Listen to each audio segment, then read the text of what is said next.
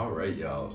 So in today's video, I'm gonna go over the supplements that I take and also kind of what I ate today. That was pretty fun. We ended up eating at this place called Tuk Tuk, and it's some Thai food, and it's absolutely incredible. Yeah, so I'm gonna be doing a few more of these videos during my rest days, just to kind of, check in on how everything's going.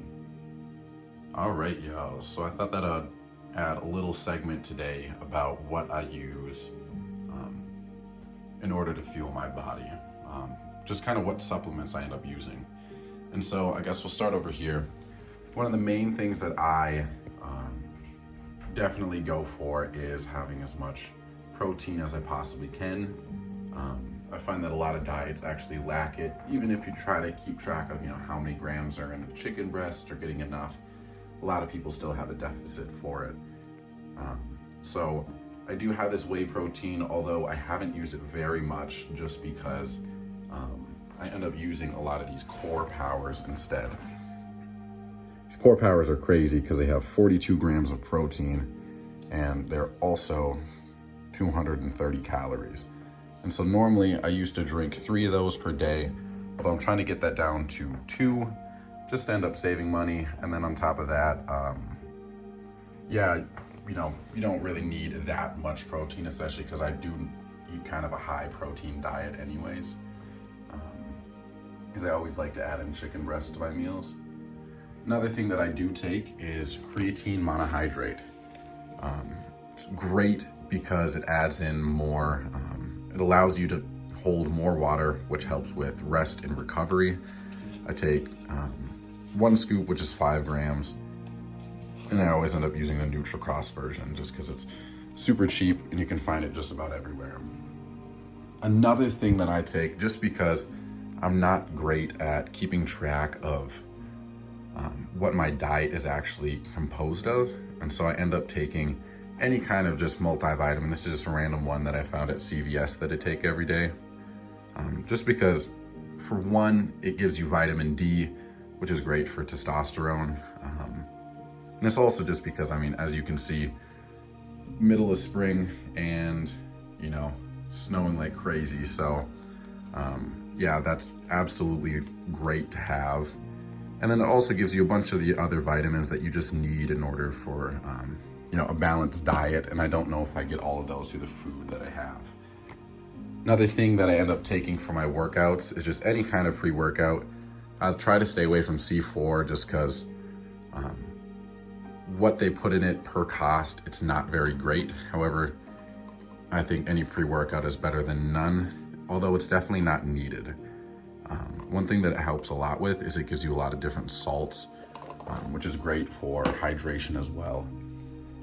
And a little note on creatine monohydrate is that you will have to be drinking significantly more water than you normally would drink. And so I like to try to get around 2 to 2.5 gallons per day, which is almost double the recommended dose for somebody who is not taking creatine.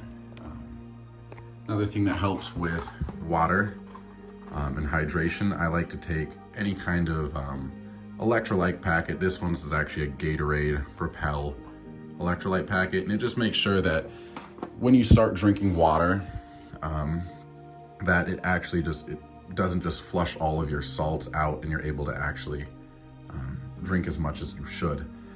And so, because if you end up drinking too much water, it actually becomes a diuretic and it can get rid of all of your salts and you'll actually be losing the water that you just drank.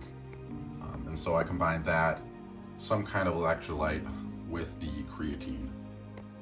And so these are the supplements that I end up taking in order to fuel my body.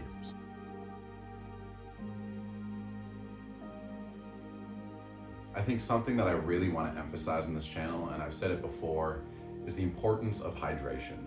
Out of all the supplements that I do take, 3 of them are all geared towards just drinking enough water and even getting more water than you should. Just because it helps so much in terms of, most importantly, it helps with recovery. That's where creatine comes in in a great place, because creatine doesn't build muscle inherently. All that it does is it makes sure that you're holding more water than the average human, and that just means that you're able to recover faster.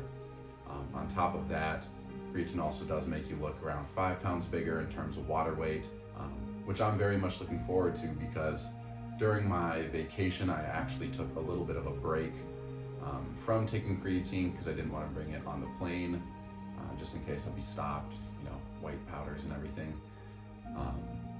So yeah, I guess like in about a week, once creatine starts kicking in, you'll see that I'll start gaining a little bit more water weight, which will look pretty cool. But like I said, 3 of the supplements that I take are just so I can get enough water, because it helps with your mental clarity. It also helps with recovery, and then also makes you look sick, because like Mike Mentzer said, your muscles are mostly water. If you take, I always say, eat enough carbs and drink enough water, because they connect to water.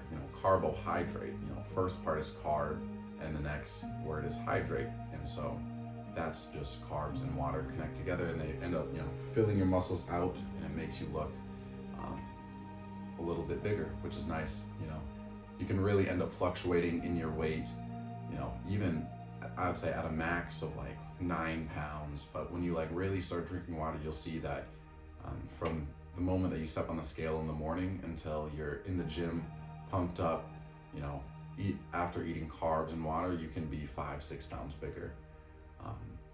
So yeah, I'll just say something that I emphasize a lot is drink your water. Make sure you have enough electrolytes, drink your water, eat your food, and get your protein in, is really the message that I'd like to get out. So I guess I'll catch you guys in the next one.